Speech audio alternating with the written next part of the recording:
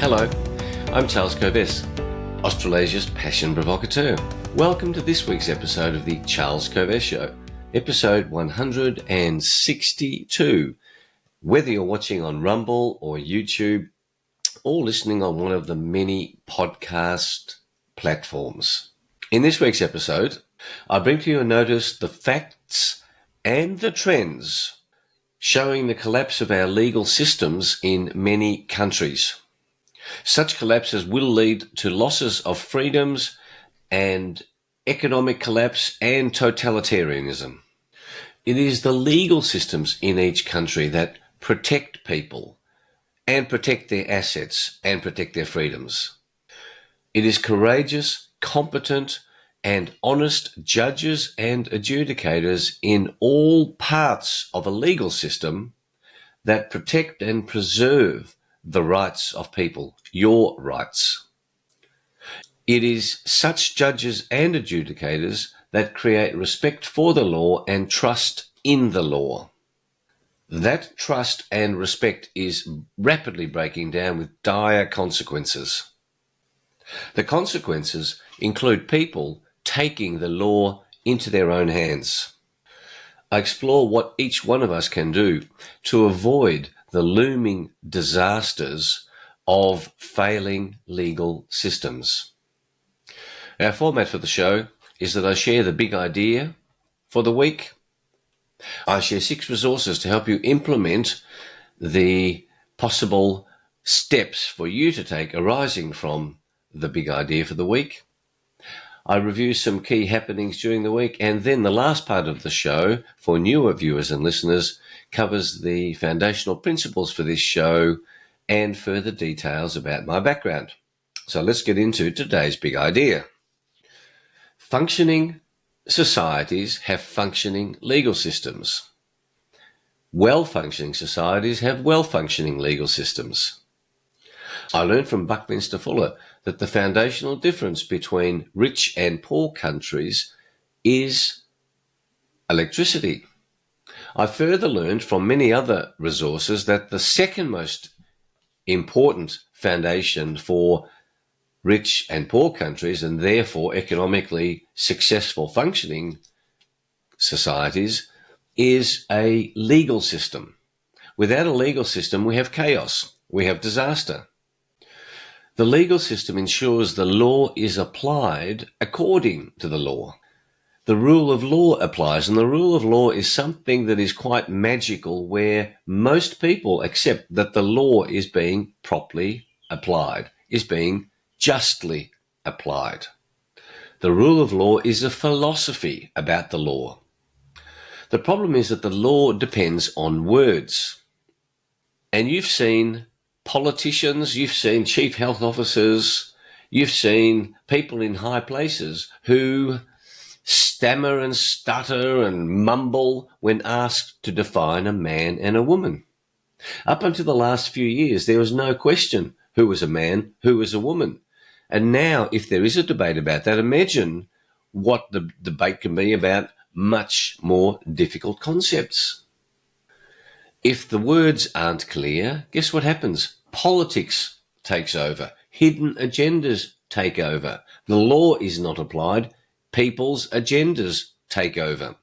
The bias of decision makers takes over. People with other vision of what society should be like, their views take over.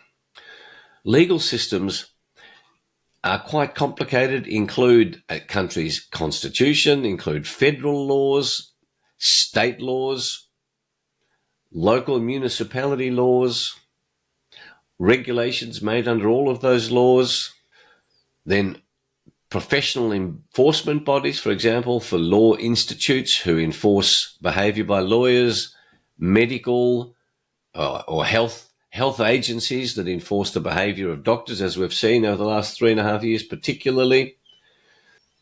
These professional enforcement bodies effectively act as judges because they will hold hearings and pass opinions and suspend people's rights to earn income.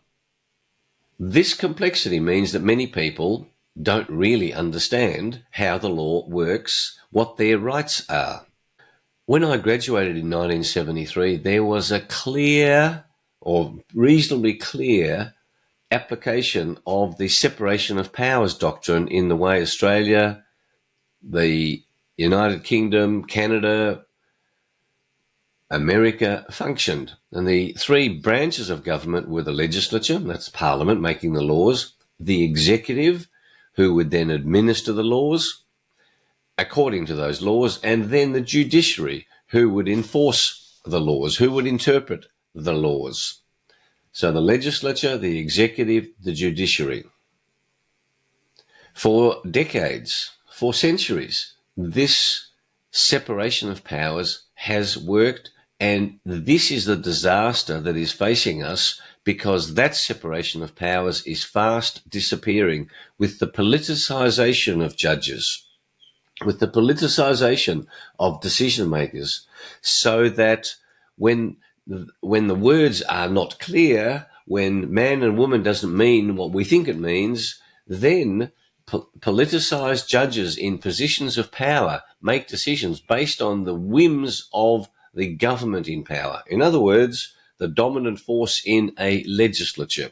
The judiciary is not independent in such circumstances. And so judges, they interpret the law in weird, strange ways that lead to a loss of your rights, a loss of your freedoms, and ever-increasing power to government.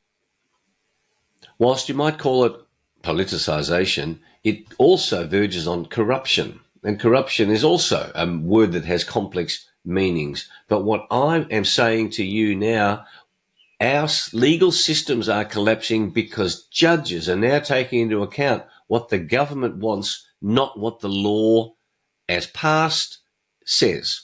In the Australian context, the Constitution of Australia has application. Federal laws have application. And then politicised judges or corrupt judges will interpret words in a way that support the narrative of the government of the day.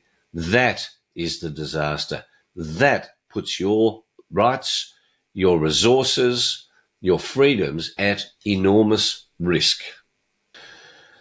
Over the past 40 years, in fact 50 years since I finished law school, this has been an insidious movement, and the appointment of judges, of less competent judges who are controllable by government, has increased. And I can tell you that from many, many conversations I have with lawyers in Australia, but also around the world. Now, the situation in America is quite interesting because judges can be elected. So that, that's an interesting complexity that I haven't got time to go into now. But this movement of politicisation, the judges take on the political philosophy of a government, contrary to the law, has been advancing, and I say it's advancing at a very rapid rate. Judges in this country and many countries, and I'm involved with lawyers all around the world, are finding the law is not being properly applied. Last week, I moderated a meeting with Rainer Fulmich, who told the story of a German judge who made a decision in favour of people against government mandates.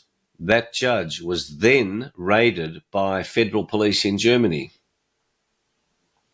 An Australian Fair Work Commission judge was re-educated for having an improper view about government overreach.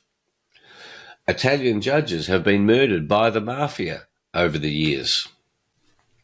US judges and appointments to the Supreme Court have been politicised, as we know, because these hearings by Congress to explore the backgrounds of judges who are going to be appointed and whether they are conservative or liberal in the American context. And then this question of the politicisation of the US Supreme Court, you can see it happening before your face. And then what happens, of course, is because if man and woman is not clear, well, these judges almost have carte blanche to do what they like. So Donald Trump appointed judges. Joe Biden wants to appoint certain judges. You can see the trend. So what do we do about it? I say there are three things you can do. Number one, take an interest in learning what your human rights are, what your traditional legal rights are, what your common law rights are.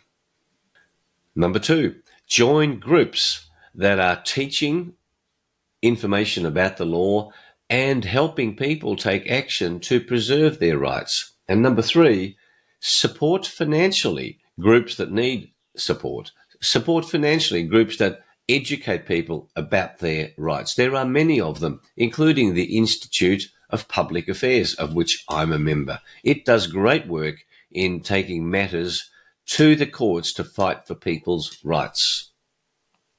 Here's my question to you. If you owned a $2 million house now and the legal system collapses, you won't own that house in due course. Wouldn't it be better to give $10,000 to an organisation that can effectively fight to preserve your rights, your freedoms, so that you don't lose your house through the politicisation of the legal system? And you can see it happening in Western Australia with the Aboriginal Heritage and Culture Act, where people who thought they owned land and could do certain things on it, they take it away in the blink of an eye, where you need an Aboriginal group's approval to do anything on your land. That's how it happens. So, learn your rights, learn the law, join groups that help you learn the law, and then give significant, either, if you haven't got money, give your energy to help groups raise money, or give money to groups that do such work. All right, some resources. My song this week, it's a salutary lesson. I fought the law and the law won. I fought the law and the law won. It's an important principle these days, as many people are taking action to preserve their rights and they lose. I fought the law and the law won. And they lose not because they had a bad case, but because the judge has been politicised, or has been corrupted, or has been influenced by the narrative of the government. And so it's difficult to win many cases. The law is not perfect, but the alternative is just to give up and let the law do whatever it likes. Let the government pass any laws, take away all of your rights, take away your hard-earned property, give it to somebody else. Well, I say, I fought the law and the law won happens many times, but many times it happens the other way. I fought the law and I won. And an example of that would be a law that is unjust. You then fight against it on higher constitutional law principles, on common law principles, on natural law principles, and you can indeed win. And many times wins have been achieved, including the whole history of the Magna Carta since 1215, and then the coronation oath in the UK of 1688. Long story, we can't go into that. My book this week is by Jeffrey Robertson, QC, The Tyrannicide Brief. The reason why that is relevant to the law is because it's the story of the beheading of King Charles I in the 17th century. The Tyrannicide Brief was a lawyer was selected to run the case of tyrannicide against King Charles I, but no lawyers wanted to take on the case because that could have been argued to be treasonous. Anyway, and they found an Irish lawyer who took on the case, prosecuted King Charles I. He was found guilty of tyrannicide and was beheaded. Well, guess what happened? King Charles II, his son, came back into power in due course some 10 years later, and he hunted down the lawyer that properly convicted his father, and he killed the lawyer for treason. He hung him. He was the punishment imposed on him. I think his name was John Cook. I think John Cook. He was hung, drawn, and quartered. If you understand the horrific nature of that, being hung, drawn, and quartered compared to being beheaded, beheading happened to the nobility. Being hung, drawn, and quartered happened to the ordinary man. And so people who were avoiding the tyrannicide brief, that's, it's a salutary lesson to what happens if you take on the legal system. I understand that. But the choice is, it's like going to war. Well, I'll stay home and not fight for freedom, and we'll lose our freedom. Well, you go to war, as many people do, fighting for freedom, and they die. These are the difficult values-based decisions that each one of us have to think about. My spiritual tip for you this week is to meditate on God's laws. I mentioned natural laws. Well, that's another way of saying God's laws. What are the natural laws, God's laws, that apply in the universe? If you don't believe in God, I understand that. But there are spiritual laws that apply to us as human beings. And I invite you to meditate on that. The 10 Commandments are a case in point. Interestingly, the 10 Commandments does not say thou shalt not offend anybody. How about that? My health tip arises from my conversation with Jerry Clark on my TNT radio show yesterday. Jerry Clark is an expert in reconnective healing, and he talked about Eric Pearl on reconnective healing, on using energy to heal. And so I refer you to Eric Pearl's website, thereconnection.com. Check it out. It might be useful. My quote this week is by Pope Benedict XVI. Now, you will note that he was the Pope who resigned whilst living. Very unusual. I have other information that suggests he was pushed, and pushed quite forcefully, to put the current Pope into power. And I have grave doubts about the bona fides of the current Pope. But Pope Benedict XVI said this about the law. When every man lives without law, every man lives without freedom. When every man lives without law, every man lives without freedom. You see, without law, we have chaos, we have disaster. Would you call that freedom?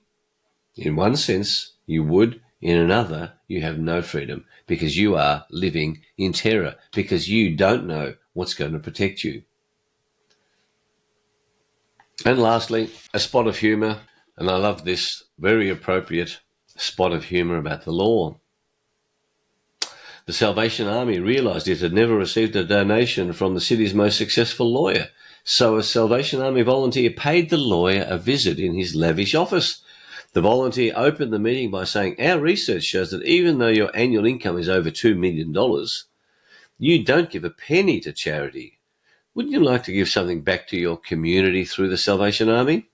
The lawyer thinks for a minute and says, "First, did your research also show you that my mother is dying after a long, painful illness, and she has huge medical bills that are far beyond her ability to pay?" Embarrassed, the Salvation Army representative mumbles, "No, I didn't know that." "Secondly," says the lawyer, "my brother, a disabled veteran, is blind and confined to a wheelchair and is unable to support his wife and 6 children." The stricken Salvation Army representative begins to stammer an apology, but is cut off again. "Thirdly, did your research also show you that my sister's husband died in a dreadful car accident, leaving her penniless with a mortgage and 3 children, one of whom is disabled and another that has learning disabilities, requiring a huge array of private tutors?" The humiliated Salvation Army representative, completely beaten, says, "I'm sorry, I had no idea." And the lawyer says, "So if I didn't give any money to them, what makes you think I'd give any to the Salvation Army?" The behaviour of lawyers. Like the behaviour of coffee drinkers, I don't think. Use the resources, the 6 resources, to contemplate today's big idea in our need to preserve our legal systems. And as you contemplate that, think about how that makes a difference to your life, to what's important to you.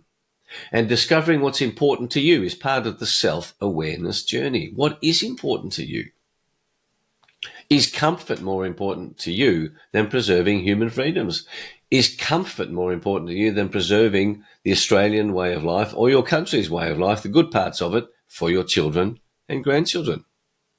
My aim for this show is to provoke you, inspire you, motivate you to discover your passions, to pursue them, and to constantly increase your self-awareness around what a great life is for you.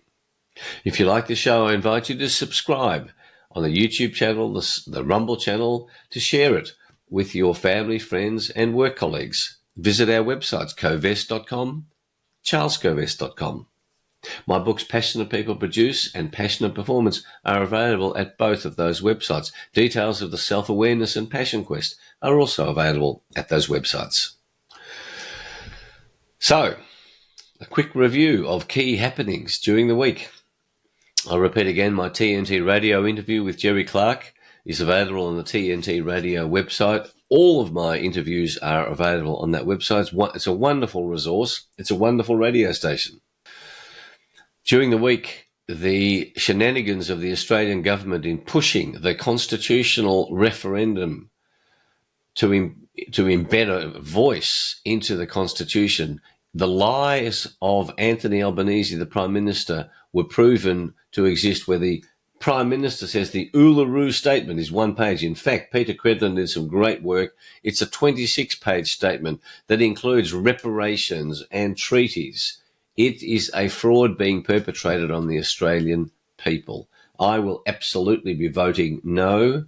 There is no evidence of what benefit will flow to Aborigines, but there will be a huge money flow.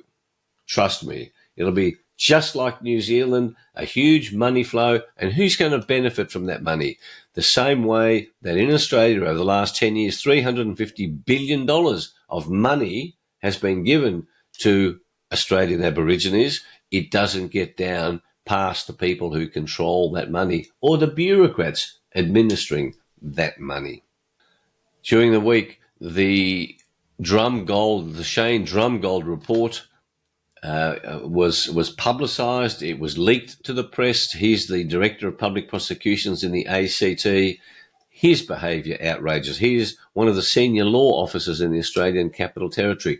It ties into a further breakdown of our legal systems, of the behaviour of these people in bad places. He appears to have been driven by political issues, not legal issues. The front pages of the papers this week had this horrible story about a adult with pictures of children or sexually abusing children. Well, I tell you what I'm horrified about. I'm horrified about the silence of the Australian government and any state governments about the wonderful true story in the movie The Sound of Freedom that has outsold Harrison Ford in America, that will be available in Australia from the 24th of August. It's all about the horrific child sex trade in America. Also, globally, this is huge, and our governments in Australia are ignoring it. What do you say about that? I say the silence is deafening. I say that to be publicising one person who's abusing children and to ignore this amazing movie with this amazing story of the size of the child sex trade in America, in South America, but also globally, is extraordinary. And lastly, whilst fighting all of these battles, I promise you I'm happy. Julie's happy. We're happy together. You can choose to be happy in the midst of all of these challenges. It's a choice. I urge you, choose to be happy while you are pursuing the fight for what is important to you. That's what makes our world a great place to be. The ability to fight for what we believe in. So, if you're new to the show, stick around for the last part, which covers the foundational principles for this show and details about my background. And I thank you for watching, for listening. And until our next show, may your week be full of passion or discovering your passion, of challenges that you willingly embrace on your journey to ever increasing self-awareness, that you live life in a way where you embrace these challenges and you wake up every morning being grateful for this gift that we have called life. Thanks for being with us. Look forward to being with you next week. Bye.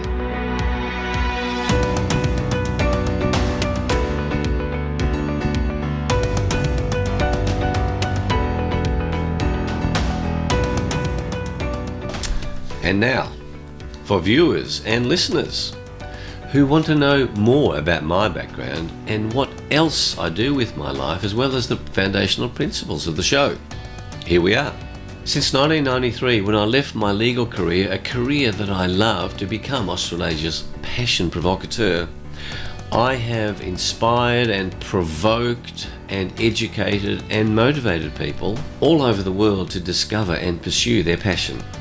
I have helped people via the books that I've written, via speeches at conferences, via in-depth team building programs, workshops over 1, 2 or 3 days, or over 3 months, 6 months. And I've coached people of all ages, one-on-one, from small, medium and large enterprises, government enterprises, helping them to identify the often tiny changes that can make a massive difference. One of my core principles is that freedom is what makes us truly human. That's why one of the greatest threats that government imposes on you to force you to observe its laws is the threat of imprisonment, the loss of your freedom. Just think about that. Government says if you don't behave yourself, we're going to put you in jail. No, I don't want to go to jail. I don't want to lose my freedom. That's a reminder to you of why freedom is so important. Without freedom, you and I are not much different to animals. If you were locked up in a cage for the rest of your life, how different would you be to an animal? This commitment to fighting for freedoms for all people is carried out by me primarily through 5 channels. Number 1, preserving the freedom to pursue your passion. Number 2, inspiring you to be able to be free through excellent health. Number 3, helping preserve freedom throughout the world through the expansion of industrial hemp, a magnificent agricultural crop, an almost miraculous crop that enables every community to thrive independently of government. In this way, the power of government to take away freedom is minimized. Number 4, fighting for freedom through legal strategies. So I do work as a legal strategy consultant, as an interface between clients and their lawyers. And number 5, as chairman of the Australian Institute of Comedy and as a board member of the Australian Cartoon Museum, fighting for the freedom of thought and speech through uncensored comedy and humour, through avoiding political correctness in the comedic space. When you block freedom of speech, freedom of thought, that's the beginning of the end of your freedoms. The foundational principles for the Charles Kovess Show are founded on the formula SA plus P equals S. Your self-awareness added to your passion will guarantee that you are successful. And the best definition of success I have found in life is that success is the progressive realization of your worthy ideals. The progressive realization of your worthy ideals. This show is also guided by Socrates' famous principle and quote, "The unexamined life is not worth living." You can see I'm wearing my red jacket. I wear my red jacket for all my shows. Red is the color of passion, so that when you see me on the YouTube version, it reminds you that when you see red in your life, you ask yourself the question, am I pursuing my passion? What am I passionate about? Am I still passionate about that? What might I newly be passionate about? Each week I explore one big idea that can change your life. And it's just one big idea because there's a chance you will remember it. If I give you too many ideas, then we get confused and we don't do anything. Clarity leads to power. Confusion kills passion. Each week I share simple and practical resources that you've heard me describe in the earlier part of the show. A spiritual tip, a health tip, lyrics of a song, a book, a quote, and of course humour. This show is not politically correct. I have no intention of being politically correct. And I love certain addictions, including my addiction to great coffee. My addiction to exercise, my addiction to reading, and my addiction to certain other unmentionable in public type behaviours. Who would know what they are? This show definitely subscribes to the view that we have a spiritual life. So if you don't like discussion of spirituality, this show is not for you. I promise you that I don't include anything in this show that I don't consider to be true and that I have not found to be useful in the work that I've done over the past 28 years, but also over the past 50 years in business, as a lawyer, as a consultant advisor. I only want to share stuff with you that is of value to you. Finally, if you have any questions or suggestions, please feel free to contact me at charles@covest.com. Again, thanks for watching and listening to my show. Bye.